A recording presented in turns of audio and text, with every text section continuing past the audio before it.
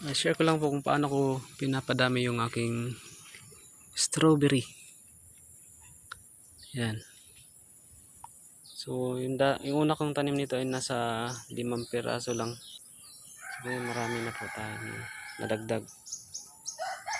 So yung ginagawa ko lang po ay naglagay ako ng mga runner. Ito. Yan. May mga runner kasi ang tinatawag na pwede siyang itanim. So para siguradong mabubuhay siya, hindi ko diniritsong putulin. Halimbawa ito, yan. Pag pinutol mo kasi yan, possible po kasi mamamatay yan.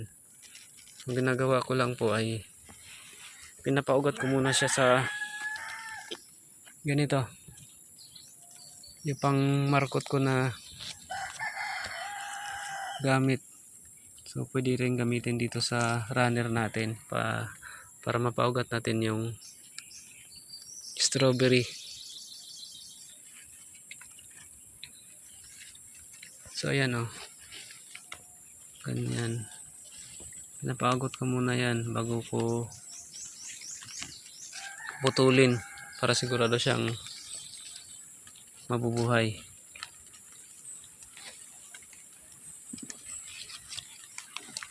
Marami na tayo ditong napaugat na. Marami na rin ugat to. Yan. So pwede na natin itong putulin pantanim. At sigurado nang mabubuhayan. Hindi katulad nung diretsong putulin natin na wala pang ugat. Ito halimbawa ito, pag pinutol mo yan tapos ilipat mo, possible na mamamatay yan kahit may ugat na yan dito. Kahit may mga ugat na yan sa ilalim.